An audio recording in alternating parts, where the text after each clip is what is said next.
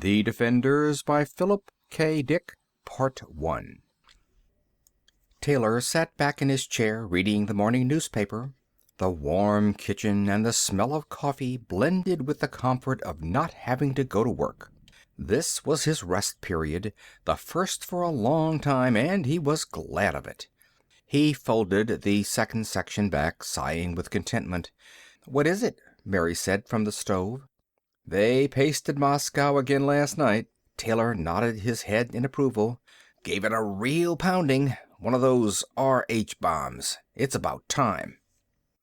He nodded again, feeling the full comfort of the kitchen, the presence of his plump, attractive wife, the breakfast dishes and coffee. This was relaxation. And the war news was good and satisfying. He could feel a justifiable glow at the news, a sense of pride and personal accomplishment. After all, he was an integral part of the war program, not just another factory worker lugging a cart of scrap, but a technician, one of those who designed and planned the nerve trunk of the war. "It says they have the new subs almost perfected. Wait till they get those going." He smacked his lips with anticipation. "When they start shelling from underwater, the Soviets are sure going to be surprised." "They're doing a wonderful job," Mary agreed vaguely. "Do you know what we saw today? Our team is getting a leady to show to the school children. I saw the leady, but only for a moment. It's good for the children to see what their contributions are going for, don't you think?" She looked around at him. "A leady," Taylor murmured. He put the newspaper slowly down. "Well, make sure it's decontaminated properly. We don't want to take any chances." "Oh, they always bathe them when they're brought down from the surface," Mary said. "They wouldn't think of letting them down without the bath, would they?" She hesitated, thinking back. "Don, you know, it makes me remember." He nodded. "I know." He knew what she was thinking. Once in the very first weeks of the war, before everyone had been evacuated from the surface, they had seen a hospital train discharging the wounded, people who had been showered with sleet. He remembered the way they had looked, the expression on their faces, or as much of their faces as was left. It was not a pleasant sight. There had been a lot of that at first, in the early days before the transfer to undersurface was complete. There had been a lot, and it hadn't been very difficult to come across it. Taylor looked up at his wife. She was thinking too much about it the last few months. They all were. "Forget it," he said. "It's all in the past. There isn't anybody up there now but the leadys, and they don't mind. But just the same, I hope they're careful when they let one of them down here. If one were still hot—" He laughed, pushing himself away from the table. "Forget it. I'll be home for the next 2 shifts. Nothing to do but sit around and take things easy. Maybe we can take in a show, okay?" "A show? Do we have to? I don't like to look at all the destruction, the ruins. Sometimes I see some places I remember, like San Francisco. They showed a shot of San Francisco, the bridge broken and fallen in the water, and I get upset. I don't like to watch." "But don't you want to know what's going on? No human beings are getting hurt, you know." "But it's so awful." Her face was set and strained. "Please, no, Don." Don Taylor picked up his newspaper sullenly. "All right, but there isn't a hell of a lot else to do. And don't forget, their cities are getting it even worse." She nodded. Taylor turned the rough, thin sheets of newspaper. His good mood had soured on him. Why did she have to fret all the time? They were perfectly well off as things went. You couldn't expect to have everything perfect, living undersurface, with an artificial sun and artificial food. Naturally, it was a strain, not seeing the sky, or being able to go any place or see anything other than metal walls, great roaring factories, the plant yards, barracks. But it was better than being on surface, and someday it would end and they could return. Nobody wanted to live this way, but it was necessary. He turned the page angrily, and the poor paper ripped. Damn it. The paper was getting worse quality all the time. Bad print, yellow tint. Well, they needed everything for the war program. He ought to know that. Wasn't he one of the planners? He excused himself and went into the other room. The bed was still unmade. They had better get it in shape before the 7th-hour inspection. There was a 1-unit fine. The vidphone rang. He halted. Who could it be? He went over and clicked it on. "Taylor?" the voice said, forming into place. It was an old face, gray and grim. "This is Moss. I'm sorry to bother you during rest period, but this thing has come up." He rattled papers. "I want you to hurry over here." Taylor stiffened. "What is it? There's no chance it could wait?" The calm gray eyes were studying him, expressionless, unjudging. "If you want me to come down to the lab," Taylor grumbled, "I suppose I can. I'll get my uniform." "No, come as you are. And not to the lab. Meet me at 2nd stage as soon as possible. It'll take you about a half-hour, using the fast car up. I'll see you there." The picture broke and Moss disappeared. "What was it?" Mary said at the door. "Moss, he wants me for something." "I knew this would happen." "Well, you didn't want to do anything anyhow. What does it matter?" His voice was bitter. "It's all the same every day. I'll bring you back something.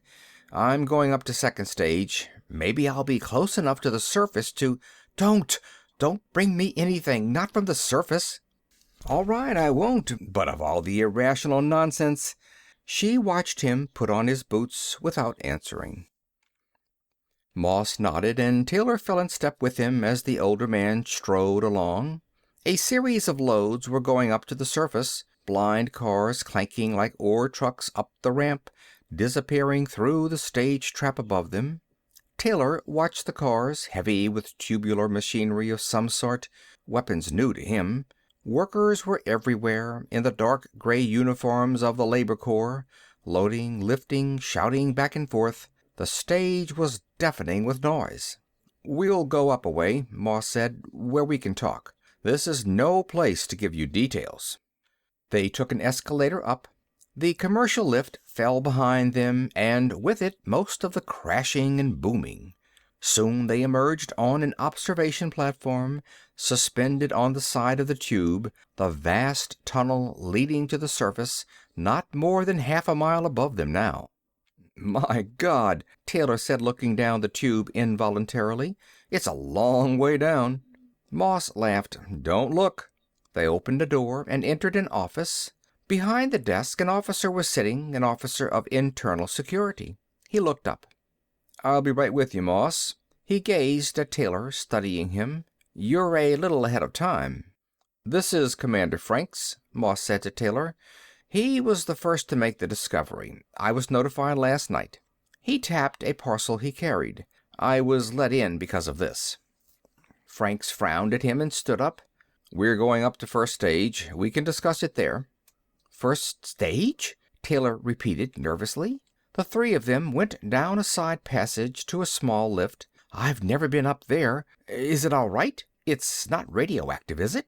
"You're like everyone else," Frank said. "Old women afraid of burglars. No radiation leaks down to 1st stage. There's lead and rock, and what comes down the tube is bathed." "What's the nature of the problem?" Taylor asked. "I'd like to know something about it." "In a moment." They entered the lift and ascended.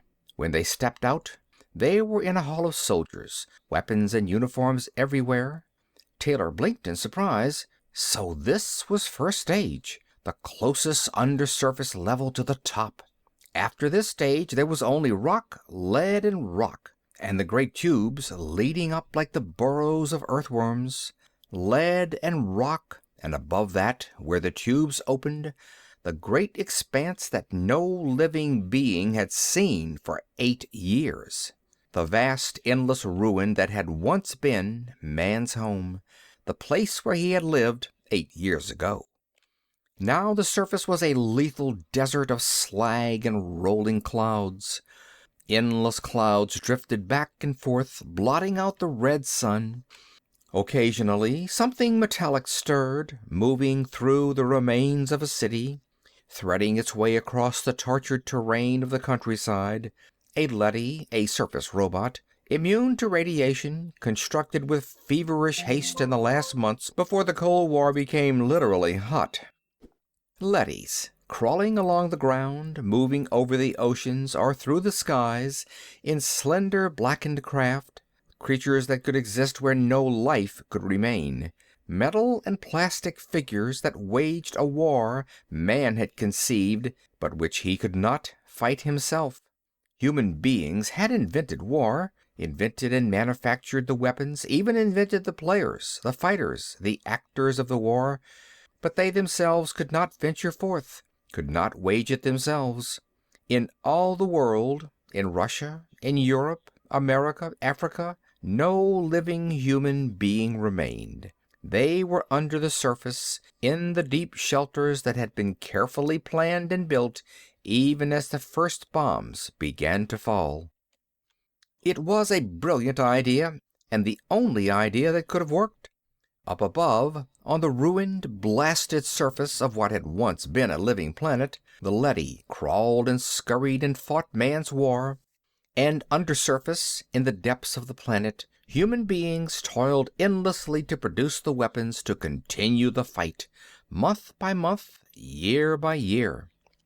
"First stage," Taylor said. A strange ache went through him, almost to the surface, but not quite, Moss said.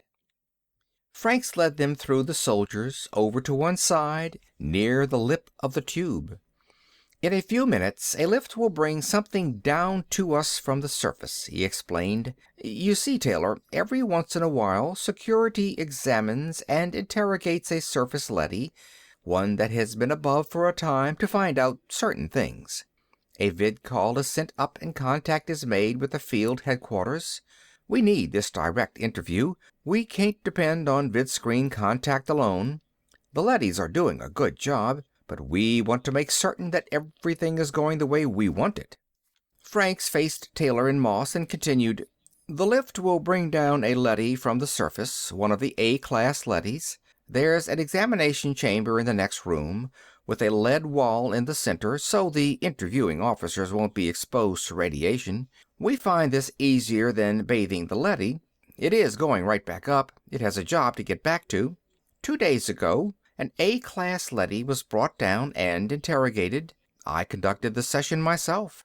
We were interested in a new weapon the Soviets had been using, an automatic mine that pursues anything that moves. Military had sent instructions up that the mine be observed and reported in detail. The A-class leady was brought down with information. We learned a few facts from it, obtained the usual roll of film and reports, and then sent it back up. It was going out of the chamber back to the lift when a curious thing happened. At the time, I thought—" Franks broke off. A red light was flashing. "That downlift is coming," he nodded to some soldiers. "Let's enter the chamber. The leady will be along in a moment." "An A-class leady," Taylor said. "I've seen them on the show screens making their reports." "It's quite an experience," Moss said. "They're almost human." Part 2.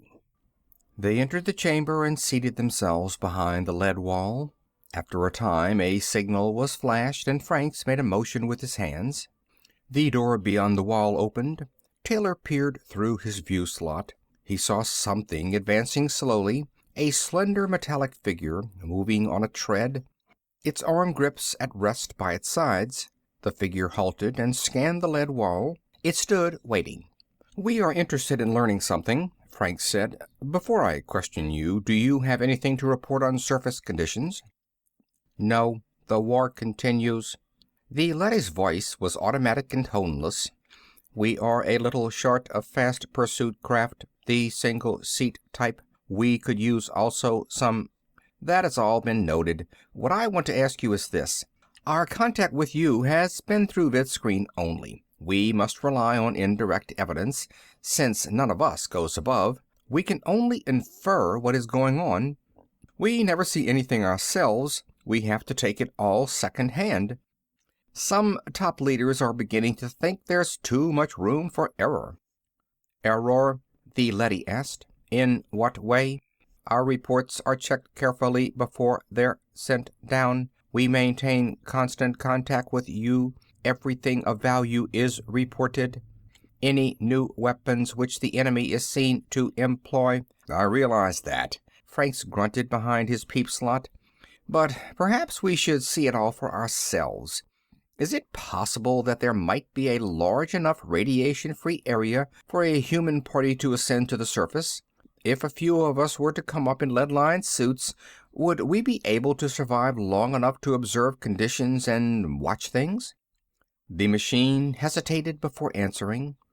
"I doubt it. You can check air samples, of course, and decide for yourselves. But in the 8 years since you left, things have continually worsened. You cannot have any real idea of conditions up there. It has become difficult for any moving object to survive for long. There are many kinds of projectiles sensitive to movement. The new mine not only reacts to motion, but it continues to pursue the object indefinitely until it finally reaches it, and the radiation is everywhere." "I see." Franks turned to Moss. His eyes narrowed oddly. "Well, that was what I wanted to know. You may go." The machine moved back toward its exit. It paused. "Each month the amount of lethal particles in the atmosphere increases. The tempo of war is gradually—" "I understand." Franks rose. He held out his hand, and Moss passed him the package. "One thing before you leave. I want you to examine a new type of metal shield material. I'll pass you a sample with the tong." Franks put the package in the toothed grip and revolved the tong so that he held the other end. The package swung down to the leady, which took it. They watched it unwrap the package and took the metal plate in its hands. The leady turned the metal over and over. Suddenly, it became rigid. "All right," Frank said. He put his shoulder against the wall, and a section slid aside. Taylor gasped. Franks and Moss were hurrying up to the leady. "Good God," Taylor said, "but it's radioactive." The leady stood unmoving, still holding the metal. Soldiers appeared in the chamber. They surrounded the leady and ran a counter across it carefully. "Okay, sir," one of them said to Franks. "It's as cold as a long winter evening." "Good. I was sure, but I didn't want to take any chances." "You see," Moss said to Taylor, "this leady isn't hot at all. Yet it came directly from the surface without even being bathed." "But what does it mean?" Taylor asked blankly. "It may be an accident," Franks said. "There's always the possibility that a given object might escape being exposed above. But this is the second time it's happened that we know of. There may be others." "The second time?" "The previous interview was when we noticed it. The leady was not hot. It was cold, too, like this one." Moss took back the metal plate from the leady's hands. He pressed the surface carefully and returned it to the stiff, unprotesting fingers. "We shorted it out with this so we could get close enough for a thorough check. It'll come back on in a second now. We had better get behind the wall again." They walked back, and the lead wall swung closed behind them. The soldiers left the chamber. "2 periods from now," Franks said softly, "an initial investigating party will be ready to go surface side. We're going up the tube in suits, up to the top.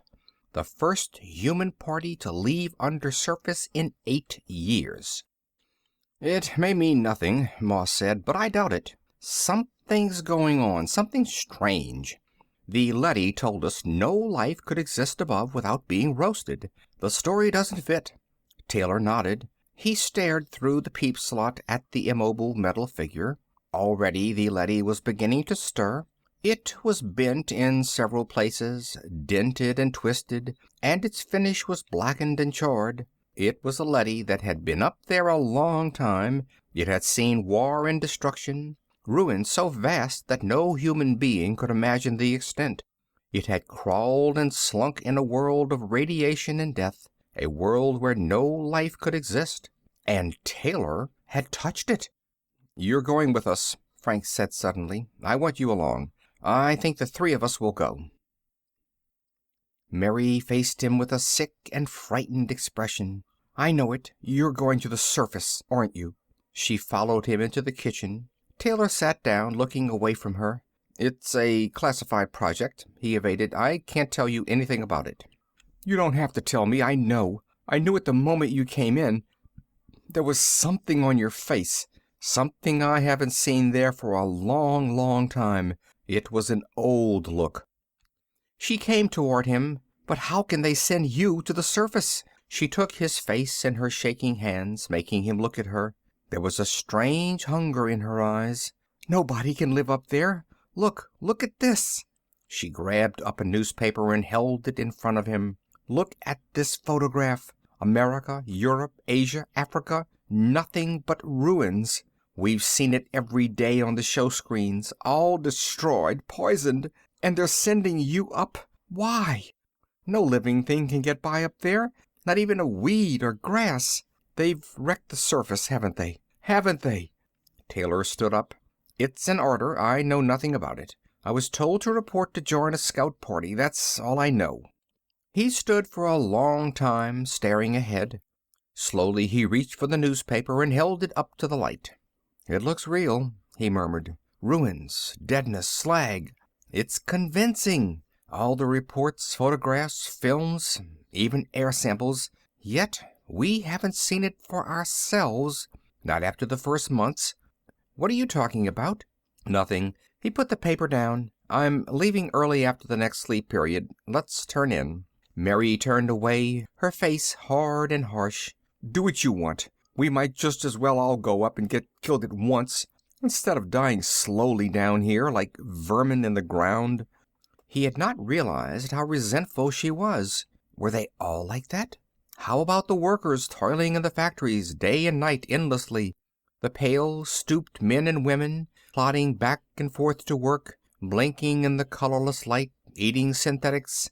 You shouldn't be so bitter, he said. Mary smiled a little. I'm bitter because I know you'll never come back. She turned away. I'll never see you again once you go up there.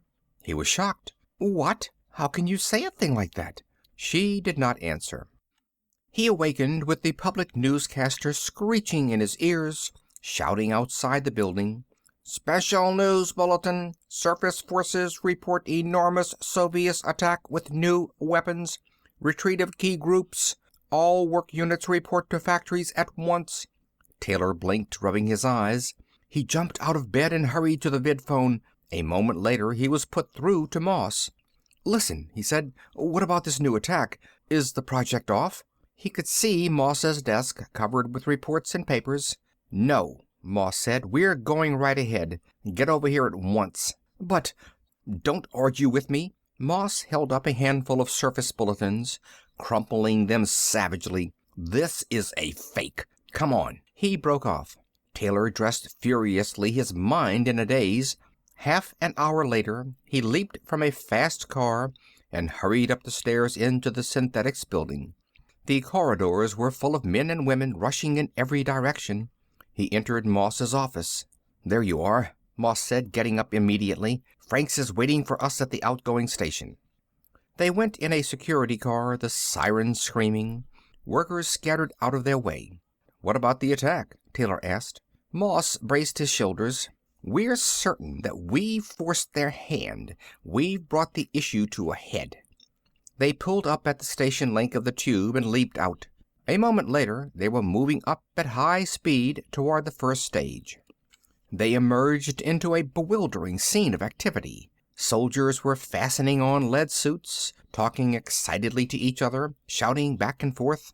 Guns were being given out, instructions passed. Taylor studied one of the soldiers. He was armed with the dreaded Bender pistol, the new snub-nosed hand weapon that was just beginning to come from the assembly line. Some of the soldiers looked a little frightened. I hope we're not making a mistake, Moss said, noticing his gaze. Franks came toward them. Here's the program. The three of us are going up first, alone. The soldiers will follow in 15 minutes. What are we going to tell the leadys? Taylor worriedly asked. We'll have to tell them something. We want to observe the new Soviet attack. Frank smiled ironically. Since it seems to be so serious, we should be there in person to witness it. And then what? Taylor said. That'll be up to them. Let's go. In a small car, they went swiftly up the tube, carried by anti-grav beams from below. Taylor glanced down from time to time. It was a long way back and getting longer each moment. He sweated nervously inside his suit, gripping his Bender pistol with inexpert fingers. Why had they chosen him? Chance, pure chance. Moss had asked him to come along as a department member. Then Franks had picked him out on the spur of the moment, and now they were rushing toward the surface, faster and faster.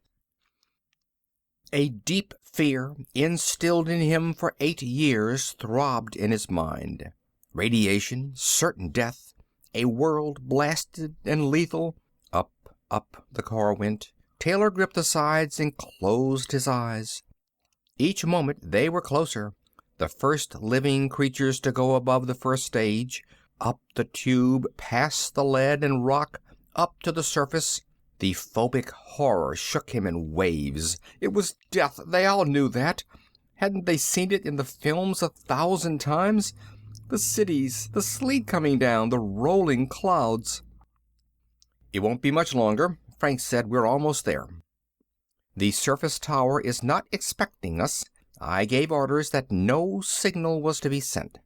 The car shot up, rushing furiously. Taylor's head spun. He hung on, his eyes shut. Up and up. The car stopped. He opened his eyes. They were in a vast room, fluorescent lit, a cavern filled with equipment and machinery, endless mounds of material piled in row after row. Among the stacks, leadys were working silently, pushing trucks and handcarts. Leadys, Moss said. His face was pale. Then we're really on the surface.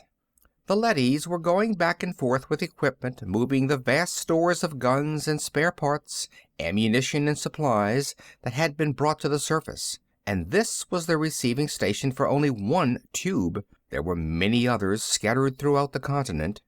Taylor looked nervously around him. They were really there, above ground, on the surface. This was where the war was. Come on, Frank said. A B-class guard is coming our way. Part 3. They stepped out of the car. A leady was approaching them rapidly. It coasted up in front of them and stopped, scanning them with its hand weapon raised. This is security, Frank said. Have an A-class sent to me at once. The leady hesitated. Other B-class guards were coming, scooting across the floor, alert and alarmed. Moss peered around. Obey, Frank said in a loud, commanding voice. You've been ordered. The leady moved uncertainly away from them. At the end of the building, a door slid back. 2 A-class leadys appeared, coming slowly toward them. Each had a green stripe across its front. From the Surface Council, Franks whispered tensely.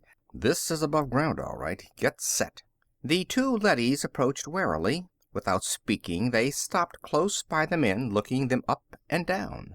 I'm Franks of Security. We came from undersurface in order to... This is incredible, one of the leadys interrupted him coldly. You know you can't live up here.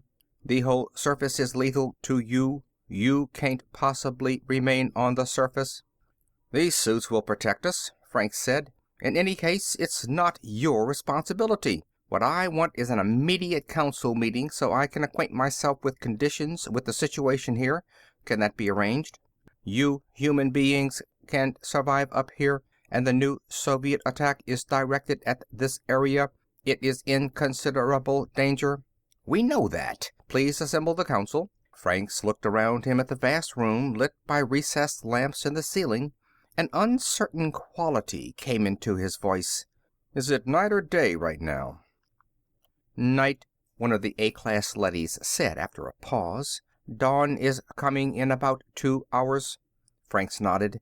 We'll remain at least 2 hours then. As a concession to our sentimentality, would you please show us some place where we can observe the sun as it comes up? We would appreciate it. A stir went through the leadys. It is an unpleasant sight, one of the leadys said. You've seen the photographs. You know what you'll witness. Clouds of drifting particles blot out the light. Slag heaps are everywhere. the whole land is destroyed. For you it will be a staggering sight, much worse than pictures and film can convey. However it may be, we'll stay long enough to see it. Will you give the order to the council? Come this way. Reluctantly, the two leadys coasted toward the wall of the warehouse. The three men trudged after them, their heavy shoes ringing against the concrete. At the wall, the two leadys paused. This is the entrance to the council chamber. There are windows in the chamber room, but it is still dark outside, of course. You will see nothing right now, but in 2 hours. Open the door, Franks said. The door slid back. They went slowly inside. The room was small, a neat room with a round table in the center, chairs ringing it. The three of them sat down silently, and the two leadys followed after them, taking their places. The other council members are on their way. They have already been notified and are coming as quickly as they can. Again, I urge you to go back down. The leady surveyed the three human beings. There is no way you can meet the conditions up here. Even we survive with some trouble ourselves. How can you expect to do it? The leader approached Franks. This astonishes and perplexes us, it said.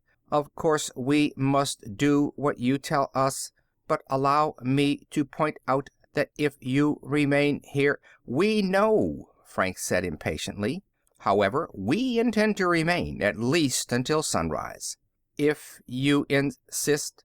There was silence. The leadys seemed to be conferring with each other, although the three men heard no sound. For your own good, the leader said at last, you must go back down. We have discussed this, and it seems to us that you are doing the wrong thing for your own good. We are human beings, Frank said sharply. Don't you understand? We're men, not machines. That is precisely why you must go back. This room is radioactive. All surface areas are. We calculate that your suits will not protect you for over 50 more minutes. Therefore, the leadys moved abruptly toward the men, wheeling in a circle, forming a solid row. The men stood up. Taylor reached awkwardly for his weapon, his fingers numb and stupid. The men stood facing the silent metal figures. We must insist, the leader said, its voice without emotion. We must take you back to the tube and send you down on the next car. I am sorry, but it is necessary. What'll we do? Moss said nervously to Franks. He touched his gun. Shall we blast them? Franks shook his head. All right, he said to the leader. We'll go back. He moved toward the door, motioning Taylor and Moss to follow him. They looked at him in surprise, but they came with him. The leadys followed them out into the great warehouse. Slowly they moved toward the tube entrance, none of them speaking. At the lip, Franks turned. We're going back because we have no choice. There are 3 of us and about a dozen of you. However, if... Here comes the car, Taylor said. There was a grating sound from the tube. D-class leadys moved toward the edge to receive it. I am sorry, the leader said, but it is for your protection. We are watching over you, literally. You must stay below and let us conduct the war. In a sense, it has come to be our war. We must fight it as we see fit. The car rose to the surface. 12 soldiers, armed with Bender pistols, stepped from it and surrounded the 3 men. Moss breathed a sigh of relief. Well, this does change things. It came off just right. The leader moved back, away from the soldiers. It studied them intently, glancing from one to the next, apparently trying to make up its mind. At last it made a sign to the other leadys. They coasted aside, and a corridor was opened up toward the warehouse. Even now, the leader said, we could send you back by force, but it is evident that this is not really an observation party at all. These soldiers show that you have much more in mind. This was all carefully prepared." "Very carefully," Franks said. They closed in. "How much more we can only guess. I must admit that we were taken unprepared. We failed utterly to meet the situation. Now force would be absurd, because neither side can afford to injure the other. We, because of the restrictions placed on us regarding human life. You, because the war demands." The soldiers fired, quick and in fright. Moss dropped to one knee, firing up. The leader dissolved in a cloud of particles. On all sides, B and D-class leadys were rushing up, some with weapons, some with metal slats. The room was in confusion. Off in the distance, a siren was screaming. Franks and Taylor were cut off from the others, separated from the soldiers by a wall of metal bodies. "They can't fire back," Franks said calmly. "This is another bluff. They've tried to bluff us all the way." He fired into the face of a leady. The leady dissolved. "They can only try to frighten us. Remember that." They went on firing, and leady after leady vanished. The room reeked with the smell of burning metal, the stink of fused plastic and steel. Taylor had been knocked down. He was struggling to find his gun, reaching wildly among metal legs, groping frantically to find it. His fingers strained. A handle swam in front of him. Suddenly something came down on his arm, a metal foot. He cried out. Then it was over. The leadys were moving away, gathering together off to one side. Only 4 of the Surface Council remained. The others were radioactive particles in the air. D-class leadys were already restoring order, gathering up partly destroyed metal figures and bits and removing them. Franks breathed a shuddering sigh. "All right," he said. "You can take us back to the windows. It won't be long now." The leadys separated, and the human group, Moss and Franks and Taylor and the soldiers, walked slowly across the room toward the door. They entered the council chamber. Already a faint touch of gray mitigated the blackness of the windows. "Take us outside," Franks said impatiently. "We'll see it directly, not in here." A door slid open. A chill blast of cold morning air rushed in, chilling them even through their lead suits. The men glanced at each other uneasily. "Come on," Franks said. "Outside." He walked out through the door, the others following him. They were on a hill overlooking the vast bowl of a valley. Dimly against the graying sky, the outline of mountains were forming, becoming tangible. "It'll be bright enough to see in a few minutes," Moss said. He shuddered as a chilling wind caught him and moved around him. "It's worth it, really worth it, to see this again after 8 years, even if it's the last thing we see." "Watch," Franks snapped. They obeyed, silent and subdued. The sky was clearing, brightening each moment. Some place far off, echoing across the valley, a rooster crowed. "A chicken?" Taylor murmured. "Did you hear?" Behind them, the leadys had come out and were standing silently, watching too. The gray sky turned to white and the hills appeared more clearly. Light spread across the valley floor, moving toward them. "God in heaven!" Franks exclaimed. Trees. Trees and forests. A valley of plants and trees, with a few roads winding among them. Farmhouses. A windmill, a barn far down below them. "Look," Moss whispered. Color came into the sky. The sun was approaching. Birds began to sing.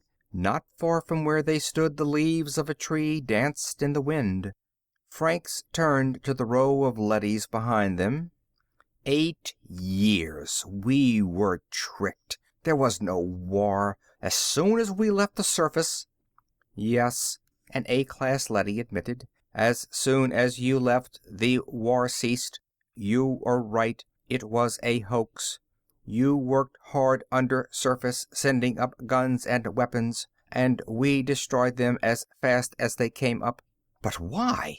Taylor asked, dazed. He stared down at the vast valley below. "Why?" "You created us," the leady said, "to pursue the war for you, while you human beings went below the ground in order to survive. but before we could continue the war, it was necessary to analyze it to determine what its purpose was. We did this, and we found that it had no purpose except perhaps in terms of human needs. Even this was questionable.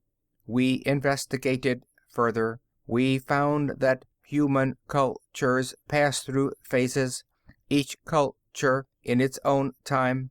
As the culture ages and begins to lose its objectives, conflict arises within it between those who wish to cast it off and set up a new culture pattern, and those who wish to retain the old with as little change as possible. At this point, a great danger appears. The conflict within threatens to engulf the society in self-war, group against group. The vital traditions may be lost, not merely altered or reformed, but completely destroyed in this period of chaos and anarchy. We have found many such examples in the history of mankind.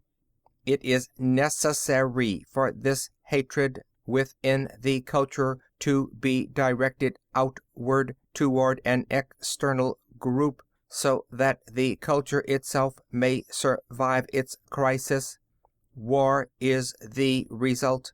War to a logical mind is absurd, but in terms of human needs it plays a vital role, and it will continue to until man has grown up enough so that no hatred lies within him.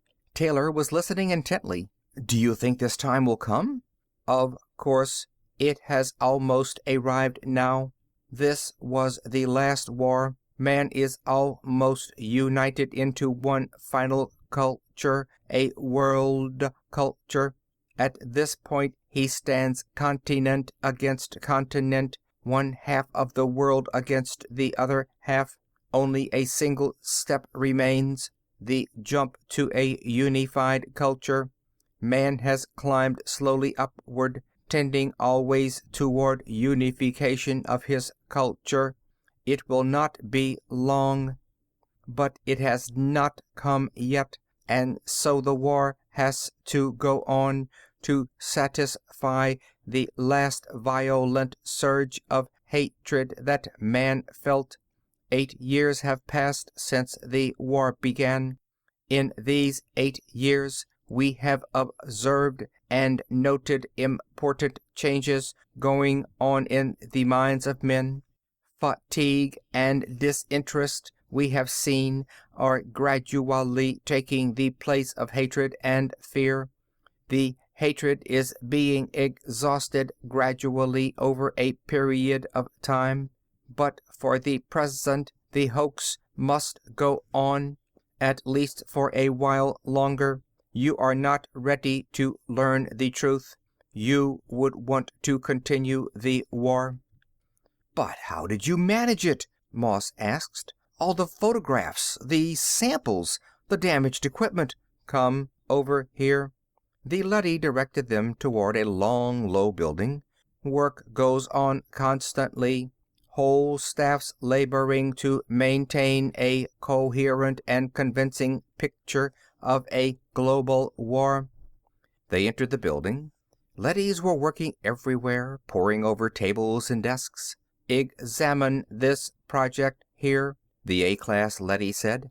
2 leadys were carefully photographing something, an elaborate model on a tabletop.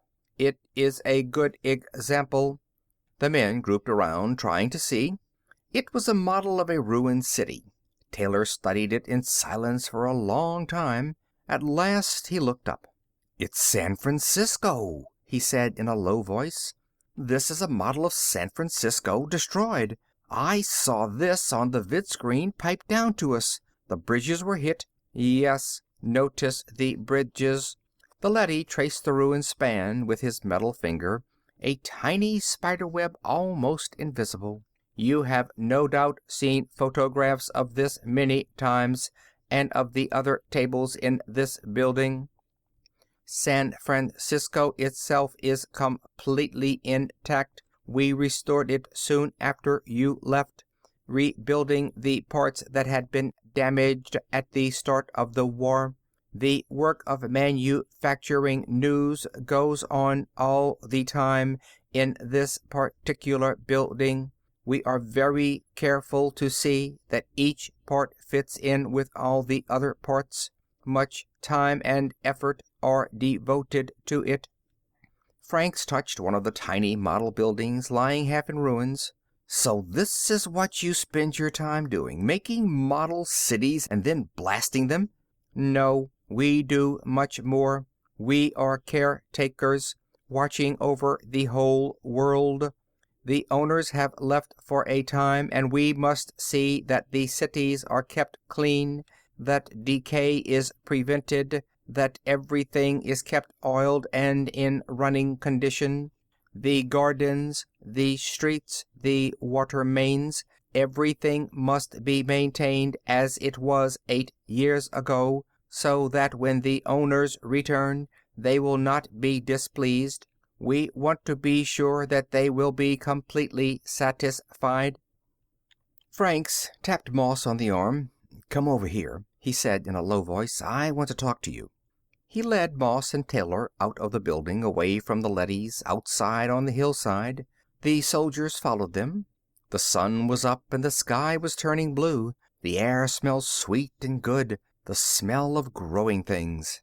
Taylor removed his helmet and took a deep breath. "I haven't smelled that smell for a long time," he said. "Listen," Frank said, his voice low and hard. "We must get back down at once. There's a lot to get started on. All this can be turned to our advantage." "What do you mean?" Moss asked.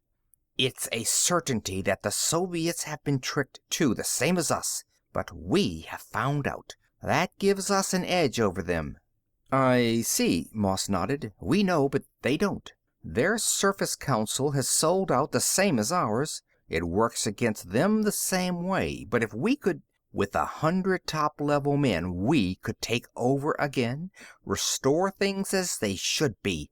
It would be easy." Part 4. Moss touched him on the arm. An A-class leady was coming from the building toward them.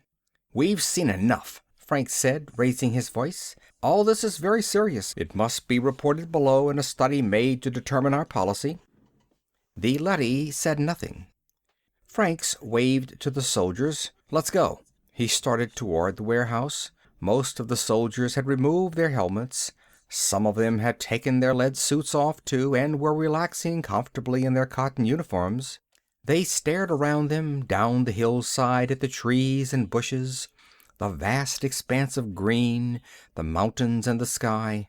"Look at the sun," one of them murmured. "It sure is bright as hell," another said. "We're going back down," Frank said. "Fall in by twos and follow us." Reluctantly, the soldiers regrouped. The leadys watched without emotion as the men marched slowly back toward the warehouse. Franks and Moss and Taylor led them across the ground, glancing alertly at the leadys as they walked. They entered the warehouse. D-class leadys were loading material and weapons on surface carts. Cranes and derricks were working busily everywhere. Work was done with efficiency, but without hurry or excitement. The men stopped, watching. Leadys operating the little carts moved past them, signaling silently to each other. Guns and parts were being hoisted by magnetic cranes and lowered gently onto waiting carts. "Come on," Franks said. He turned toward the lip of the tube. A row of D-class leadys were standing in front of it, immobile and silent. Frank stopped, moving back. He looked around. An A-class leady was coming toward him. "Tell them to get out the way," Frank said. He touched his gun. "You had better move them." Time passed. An endless moment without measure. The men stood nervous and alert, watching the row of leadys in front of them. "As you wish," the A-class leady said. It signaled, and the D-class leadys moved into life. They stepped slowly aside. Moss breathed a sigh of relief. I'm glad that's over, he said to Franks. Look at them all. Why don't they try to stop us? They must know what we're going to do. Franks laughed. Stop us? You saw what happened when they tried to stop us before. They can't. They're only machines. We built them so they can't lay hands on us, and they know that. His voice trailed off. The men stared at the tube entrance. Around them the leadys watched, silent and impassive, their metal faces expressionless. For a long time the men stood without moving. At last Taylor turned away. Good God, he said. He was numb, without feeling of any kind. The tube was gone. It was sealed shut, fused over. Only a dull surface of cooling metal greeted them. The tube had been closed. Franks turned, his face pale and vacant. The A-class leady shifted. As you can see, the tube has been shut. We were prepared for this. As soon as all of you were on the surface, the order was given. If you had gone back when we asked you, you would now be safely down below. We had to work quickly because it was such an immense operation. But why? Moss demanded angrily. Because it is unthinkable that you should be allowed to resume the war. With all the tubes sealed, it may be many months before forces from below can reach the surface, let alone organize a military program. By that time, the cycle will have entered its last stages. You will not be so perturbed to find your world intact. We had hoped that you would be under surface when the sealing occurred. Your presence here is a nuisance. When the Soviets broke through, we were able to accomplish their sealing without... The Soviets? They broke through? Several months ago, they came up unexpectedly to see why the war had not been won. We were forced to act with speed. At this moment, they are desperately attempting to cut new tubes to the surface to resume the war. We have, however, been able to seal each new one as it appears. The leady regarded the three men calmly. We're cut off, Moss said, trembling. We can't get back. What'll we do? How did you manage to seal the tube so quickly? Franks asked the leady. We've been up here only 2 hours. Bombs are placed just above the first stage of each tube for such emergencies. They are heat bombs. They fuse lead and rock. Gripping the handle of his gun, Franks turned to Moss and Taylor. What do you say? We can't go back, but we can do a lot of damage, the 15 of us. We have Bender guns. How about it? He looked around. The soldiers had wandered away again, back toward the exit of the building. They were standing outside, looking at the valley and the sky. A few of them were carefully climbing down the slope. Would you care to turn over your suits and guns? The A-class leady asked politely. The suits are uncomfortable and you'll have no need for weapons. The Russians have given up theirs, as you can see. Fingers tensed on triggers. 4 men in Russian uniforms were coming toward them from an aircraft that they suddenly realized had landed silently some distance away. Let them have it, Frank shouted. They are unarmed, said the leady. We brought them here so you could begin peace talks. We have no authority to speak for our country, Moss said stiffly. We do not mean diplomatic discussions, the leady explained. There will be no more. The working out of daily problems of existence will teach you how to get along in the same world. It will not be easy, but it will be done. The Russians halted, and they faced each other with raw hostility. I am Colonel Borodov, and I regret giving up our guns, the senior Russian said. You could have been the first Americans to be killed in almost 8 years. Or the first Americans to kill, Franks corrected. No one would know of it except yourselves, the leady pointed out. It would be useless heroism. Your real concern should be surviving on the surface. We have no food for you, you know." Taylor put his gun in its holster. "They've done a neat job of neutralizing us, damn them. I propose we move into a city, start raising crops with the help of some leadys, and generally make ourselves comfortable." Drawing his lips tight over his teeth, he glared at the A-class leady. "Until our families can come up from undersurface, it's going to be pretty lonesome, but we'll have to manage." "If I may make a suggestion," said another Russian uneasily. "We tried living in a city. It is too empty. It is also too hard to maintain for so few people. We finally settled in the most modern village we could find." "Here in this country," a third Russian blurted. "We have much to learn from you." The Americans abruptly found themselves laughing. "You probably have a thing or two to teach us yourselves," said Taylor generously, "though I can't imagine what." The Russian colonel grinned. "Would you join us in our village? It would make our work easier and give us company." "Your village?" snapped Franks. "It's American, isn't it? It's ours." The leady stepped between them.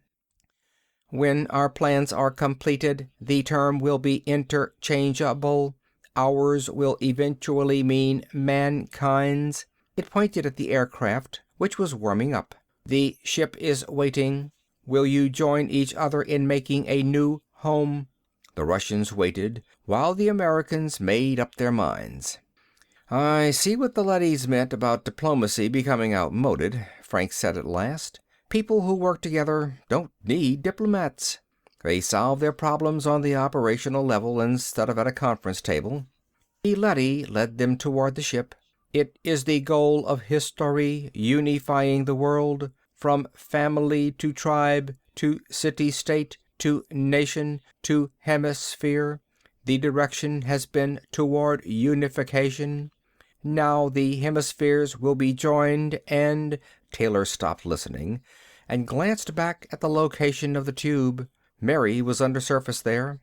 He hated to leave her, even though he couldn't see her again until the tube was unsealed, but then he shrugged and followed the others. If this tiny amalgam of former enemies was a good example, it wouldn't be too long before he and Mary and the rest of humanity would be living on the surface like rational human beings instead of blindly hating moles. "It has taken thousands of generations to achieve," the A-class leady concluded. "Hundreds of centuries of bloodshed and destruction. But each war was a step toward uniting mankind, and now the end is in sight. A world without war. But even that is only the beginning of a new stage of history." "The conquest of space," breathed Colonel Borodov. "The meaning of life," Moss added. "Eliminating hunger and poverty," said Taylor. The leady opened the door of the ship. "All that and more. How much more, we cannot foresee it any more than the first men who formed a tribe could foresee this day. But it will be unimaginably great." The door closed, and the ship took off toward their new home. End of The Defenders by Philip K. Dick.